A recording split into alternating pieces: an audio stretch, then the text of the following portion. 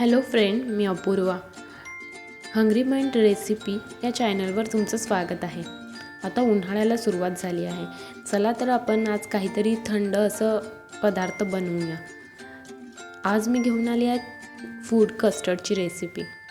चला तर पाहूया यासाठी लागणारे साहित्य.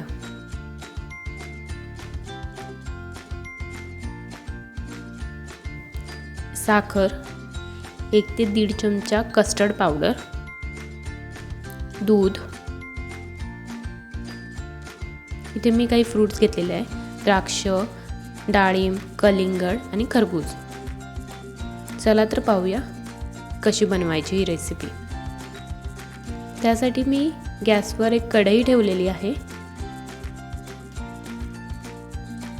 ती कढई तापल्यावर आपण त्यात दूध टाकून घेणार आहोत.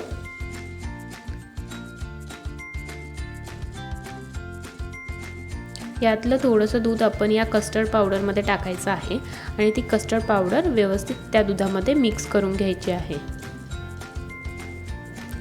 जेणेकरून त्यामध्ये गाठी नको व्हायला. त्यासाठी आपण हे सेपरेटली थोड्याशा दुधामध्ये हे कस्टर्ड पावडर मिक्स करून घेतलेली आहे. यामध्ये हे कस्टर्ड पावडर टाकून घ्यायची आहे.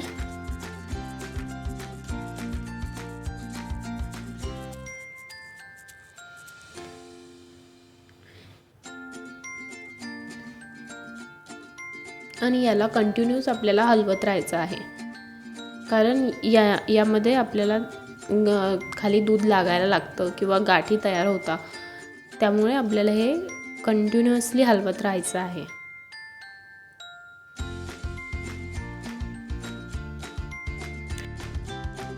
मी यामध्ये साखर टाकून घेत आहे आणि ही साखर आपल्याला चांगली यामध्ये विरघळून घ्यायचे आहे. हे दूध आपलं निम्म होईपर्यंत आपल्याला आटून घ्यायचं आहे, म्हणजे थोडंसं घट्ट झालं पाहिजे आपलं दूध. ते तुम्ही पाहू शकता किती छान पिवळसर कलर आलेला आहे आपल्या दुधाला. इथे हे दूध माझं आटलेलं आहे बऱ्यापैकी.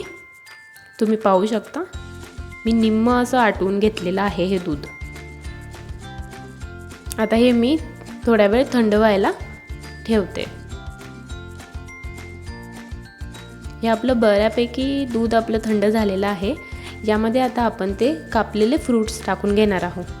पहिले मी डाळिंब टाकून घेत आहे,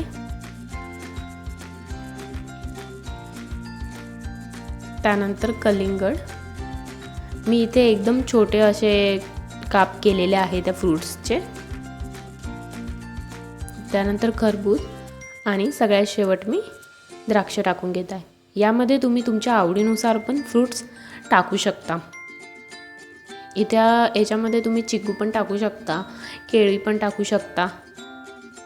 तुम्हाला आवडेल ते फ्रूट्स तुम्ही यामध्ये टाकू शकता.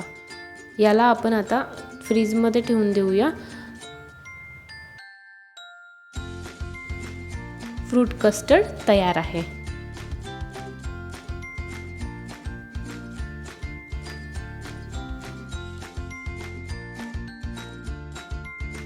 अशाच नवनवीन स्वादिष्ट आणि रुचकर रेसिपीज पाहण्यासाठी माझ्या हंग्री माइंड रेसिपीज या चॅनलला सबस्क्राईब करा आणि हा व्हिडिओ आवडला असेल तर लाईक करा.